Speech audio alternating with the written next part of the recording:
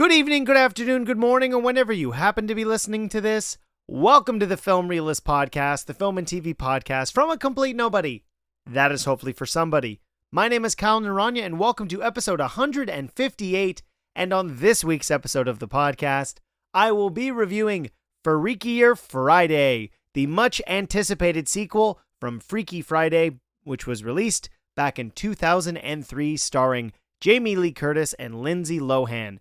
As is typical for a film review on the podcast, there will be a brief, non-spoiler review and then a spoiler review. Time codes will be listed in the description, and then you will hear me react to comments as well as listener mail. So let's jump into my Freakier Friday non-spoiler thoughts.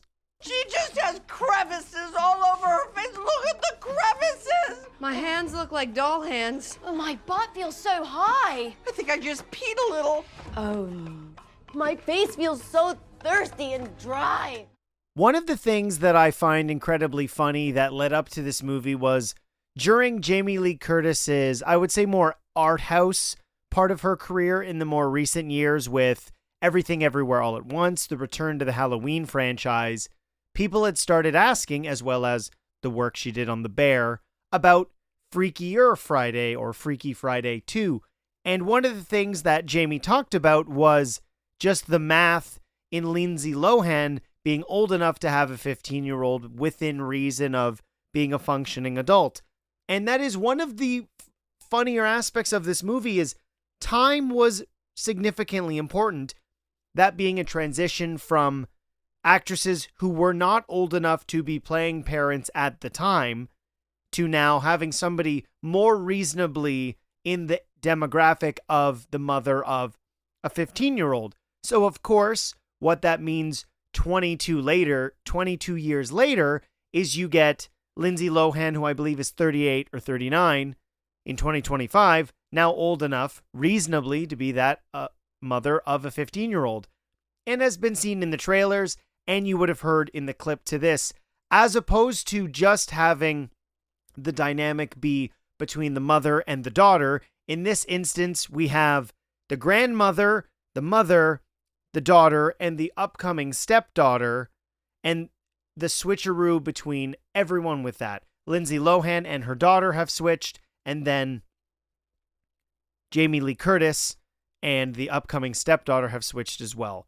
And one of the aspects of the film that won't necessarily shock people, and it's funny to me that there has been this drive to whether reboot or add sequels to Lindsay Lohan's projects, her most notable, of course, being Freaky Friday, Mean Girls, and probably Confessions of a Teenage Drama Queen. And we got the Broadway remake of Mean Girls, which released last year, if not the year before. Honestly, I don't remember, which did not have nearly as much as the cultural impact as they were suspecting. And then we had the continuation here with Freakier Friday. And the movie on its own is incredibly predictable. You are not going to be surprised by what happens in the movie at all. There is a formula to which this movie is made, and that's not necessarily a bad thing. Freakier Friday is not trying to break convention whatsoever. It is trying to deliver the exact same feelings and continue that into a millennial parent of a Gen Z kid, as well as a boomer trying to function as a grandparent.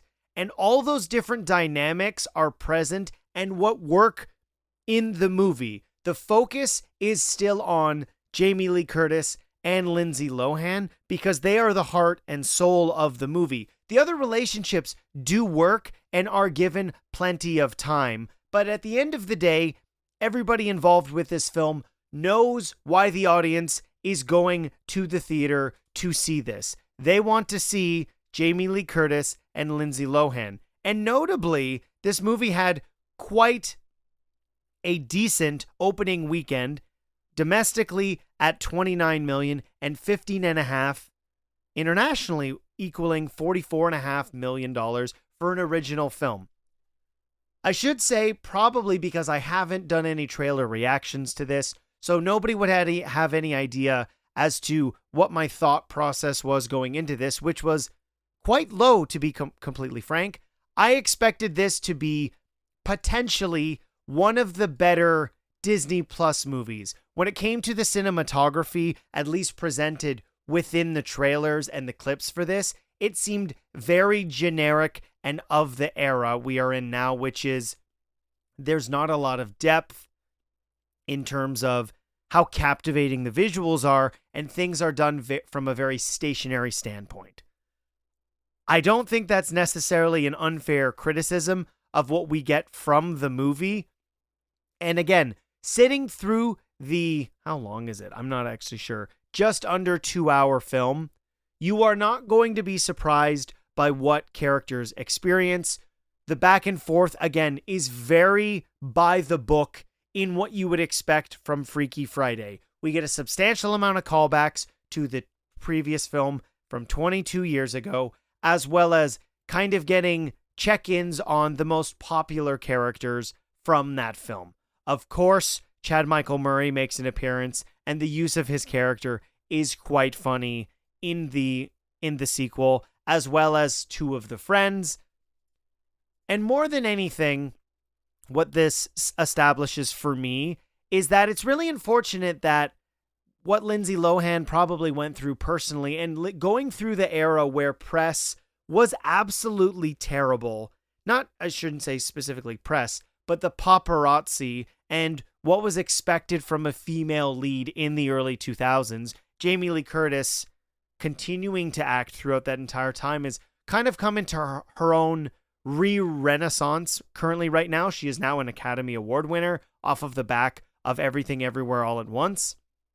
And those two characters and people really do sell the bond of those two characters. And better than anything, we get to see that while you might learn a lesson through what you could classify as a traumatic event, it doesn't necessarily mean you are completely fixed moving forward.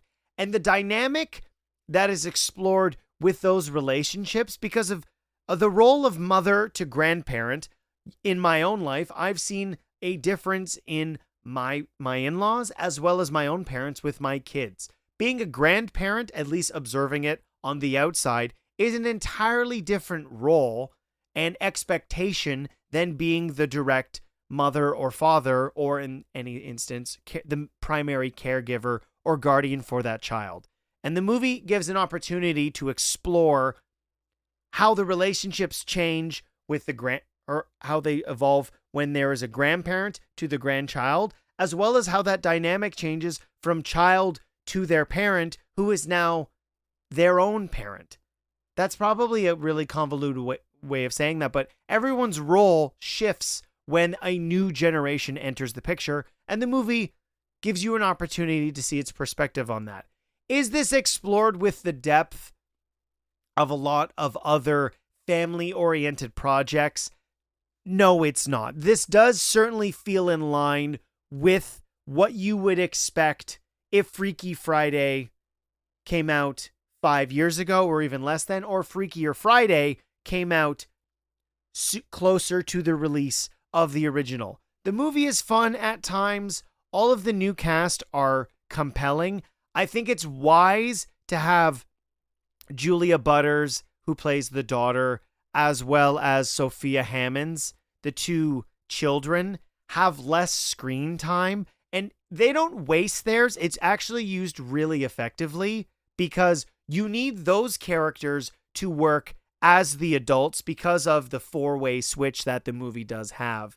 And if you only focus on Lindsay and Jamie playing the younger kids, while that's obviously going to be the most compelling part, you need to see the kids or the adults trying to be Gen Zs, because the expectations and the societal relationship that Gen Zs have with adults, as well as educators and even within their own generation, is completely different than it was 10, even 20 years ago. So giving them a spotlight is really fun. I think you really do feel as if this is a lived-in world within these characters. And Manny Jacinto, who everybody would know from The Good Place, as well as the Acolyte, and I believe he actually was in the background of a bunch of Top Gun Maverick. I don't think he actually speaks in it, but that character really works, and you need his relationship with Lindsay to be the cornerstone of the conflict of the movie, because if it doesn't work, then the switch and ultimately the resolutions that the characters come to do not work. So introducing the 3 new main characters is done very effectively. I've said before on the Film Realist podcast that when evaluating a film, they're not all on the same scale.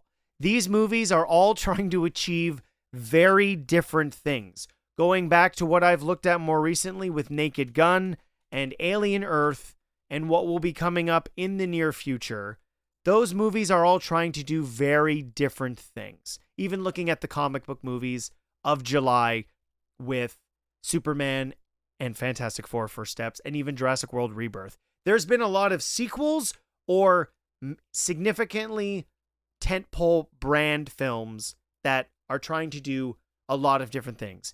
Freakier Friday, at the end of the day, is trying to entertain for just under 2 hours, give you a good feeling, have the joy and nostalgia of a simpler time. And this movie does do those things. And I'm glad that that's the case. It doesn't try to reinvent the wheel, but having it feel as if it is a representation of the current landscape of parenting as well as grandparenting, it does enough in its comical Disney way to make it feel like it is a notable sequel to a very beloved film. Probably Lindsay Lohan's second most popular film, but I guess we'll find out when I check out listener mail in a little bit. So it works for me, as opposed to this movie having to be wall-to-wall funny. The humor comes from the absurdity of the circumstances of the body switching. And it works. And Jamie Lee Curtis continues to show she is a comedic genius, and I'm so grateful that that was the case. The movie is a lot of highs and lows, but at the end of it, I left happy because it's just a good time. That'll do it for my non-spoiler review of Freakier Friday. So let's jump into spoilers and I can get into the nitty-gritty. I was just thinking about you the other day. Really? I've been meaning to ask you something. Sure. And I don't quite know how to broach the subject. But is your husband, is he still with us? Yeah. I can't believe it. And he's so old. One of my main critiques, though, for the film is actually the beginning. It does a good job of setting up where Anna is, that's Lindsay Lohan's character, as well as what her relationship is with Harper, her daughter, and what Tess's relationship, Jamie Lee Curtis's, is with Anna, as well as Harper. And Lindsay, I'm just going to use their actor names. Lindsay has decided to be a parent on her own since the birth of Harper and has shifted from being a musician to a producer and is still working on music on the side. But because of her relationship with Tess, which obviously they had a significant relationship shift in Freaky Friday, that's why they're able to return to each other's bodies, and it leading to the wedding that Jamie Lee Curtis has with Mark Harmon's character. And I was pleasant to see that he was back in the movie, even for a little bit. But what I found incredibly funny, and I'm glad that this element was here, was that Tess, as the psychologist, is still completely overstepping Anna, Lindsay Lohan's character, to tell her how to parent Harper, which is incredibly funny given how she would be separated by a generation, and this gentle parenting that really seems to be almost at a paradigm shift now if you look up as to what the success rate or the results have been from that parenting relationship, as opposed to maybe an older mentality or psychology and how you would parent your kids successfully, is present in the movie. And again, the depth of this is not significantly substantial. It is as surface level as you would expect from a Disney live action movie. But my major issue I had was we introduce this relationship and understand the challenges that they are currently going through. Lindsay Lohan having a difficult time connecting to Julia, her daughter. And immediately we are introduced to the conflict of the new student, this being Sophia Hammond's Lily Reyes. And those two characters are at odds. And what I found funny was, as opposed to pre-establishing this relationship that Manny Jacinto has with Lindsay Lohan, it is introduced to us in the beginning of the film after a massive food fight at the high school, and these two single attractive parents find each other, and the movie jumps forward 6 months to their wedding. I understand not necessarily wanting to have all of that backstory be present in the beginning of the movie, but there are opportunities, as we see later on in the movie, to show how well Manny Jacinto's character knows Lindsay Lohan. So I don't understand the point in showing the meetup as well as the time jump. There could have been a way in which we start the film with maybe their wedding announcement, and you can have the two kids be upset with the fact that you've only known each other for 6 months, and this is the major factor in the conflict. We've just had all this information dumped on us, which is they want to move to London because they think it's best for Lily's character, who has recently lost her mom, and Julia Butters Harper loves LA and is even given an option, because Tess is overstepping, of staying in LA. The time jump feels completely unnecessary, whereas all of that narrative material to move the plot forward could have been the inciting incident of the beginning. So that part I found really odd, but thankfully, once we have jumped forward and we learn that the wedding is going to be on October 3rd, which just solidifies Lindsay Lohan's day of October 3rd in such a comical way. Now, both of her major franchises, which is weird to even say that those things are franchises, but they are, as incredibly important. And it is the lead up to the wedding that causes, during her doe, I guess you would call it that, or her bachelorette, that causes the major body swap. And Julia Butters Harper, Lindsay's daughter, is in her body. Lindsay is in her daughter's body. Tess, Jamie Lee Curtis, is in the upcoming to be stepdaughter's body, and the stepdaughter is in in Jamie Lee Curtis's body. And I found Jamie Lee Curtis so funny in this movie, where she manages to play that line of the bewilderment of age, and how, as is said so frequently, that the youth is wasted on the young, and seeing this as an opportunity to use the maturity that would be given and the respect to her to further herself and her goals.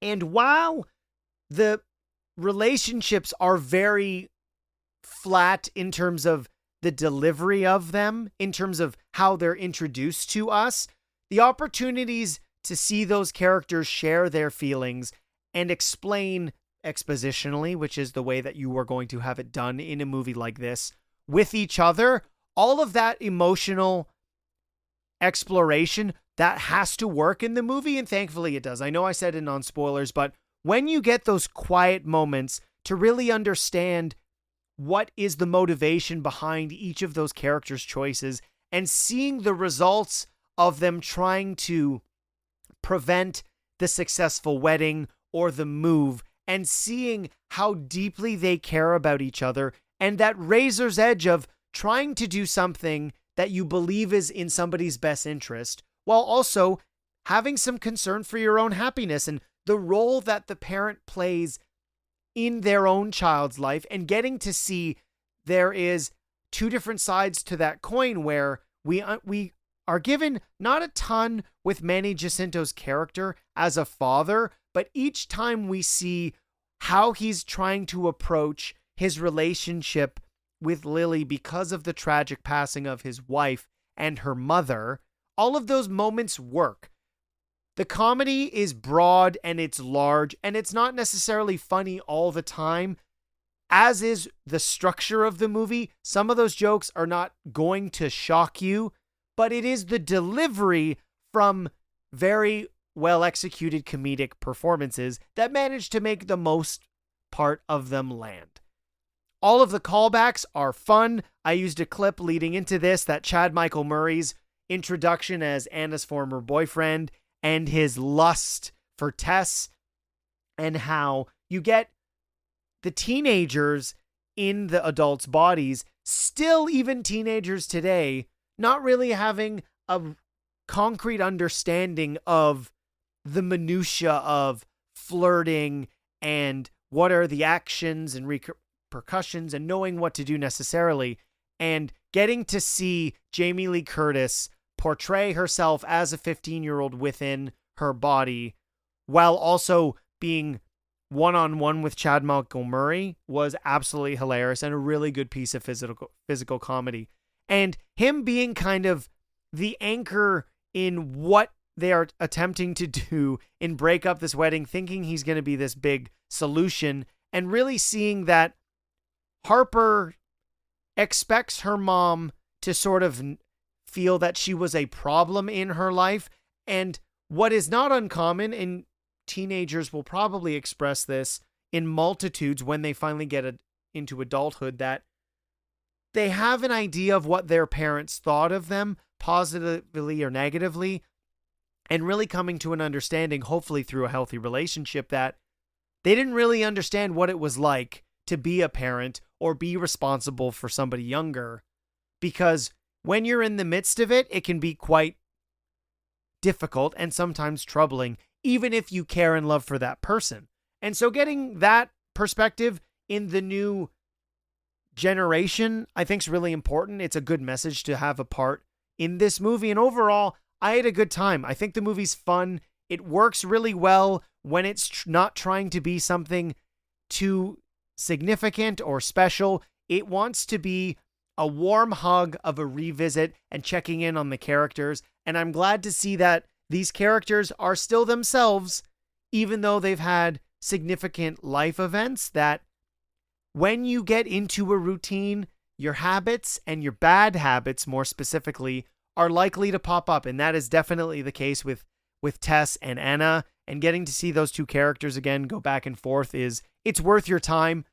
Probably not in the theater, but when this hits streaming, probably in a couple of months, it is definitely worth checking out Freakier Friday. That will do it for my non-spoiler thoughts on Freakier Friday, which is what I did just review. So let's jump into listener mail and comments from our last episode. Can I ask you a question? Just fun? There's something I've been meaning to ask you. I ask the questions, you answer the questions. Why do you ask questions to which you already know the answers? Did that count as a question? Yes. Damn it.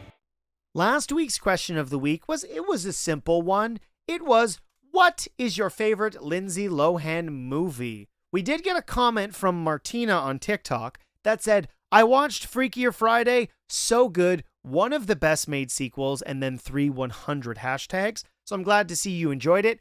Gab Bolin of Movies to Watch Before You Die said Georgia Rule. You know what, Gab? I don't think I've ever seen that movie. Scotty Cameron writes in, the best Lindsay Lohan movie is definitely Georgia Rule. Just kidding. I'm going to say the first Freaky Friday because I haven't seen much with her in it, and I saw that randomly on TV. Thanks for the shout out at the top of the episode, and happy birthday to Kyle's mom, Debbie. You know what, Scotty? I'll make sure to let her know about that. Dylan writes in, hi, Kyle. Lindsay Lohan's best movie is Mean Girls, and we all know it. And then Legacy Odinson said, I had a great time watching Naked Gun, but a good portion of that is my secret weapon. If I'm ever watching a comedy, I bring my buddy Odin, the god of thunder, along because he laughs at pretty much everything, and that energy infects me. Question of the week answer. God, I think I'm the only Lindsay Lohan movie I've ever seen was Parent Trap, and I was maybe 5 or 6 at that. Also weird to think that movie is the same age as I am. Thank you to everybody who wrote in for questions of the week, and we got a lot of responses on my Spider-Man suit video, which if you haven't checked it out, I did a rundown of all of the Spider-Man costumes in live action, going all the way back to the 70s TV show. So if there's a Spider-Man costume you might not be aware of, it's probably in that video. We got a comment from James Strecker. Hey, buddy. I recognize that Andrew Garfield's Amazing Spider-Man suit is objectively the best, especially the loose folds in its CGI, but I'll always have a soft spot for Tobey's. That's my favorite.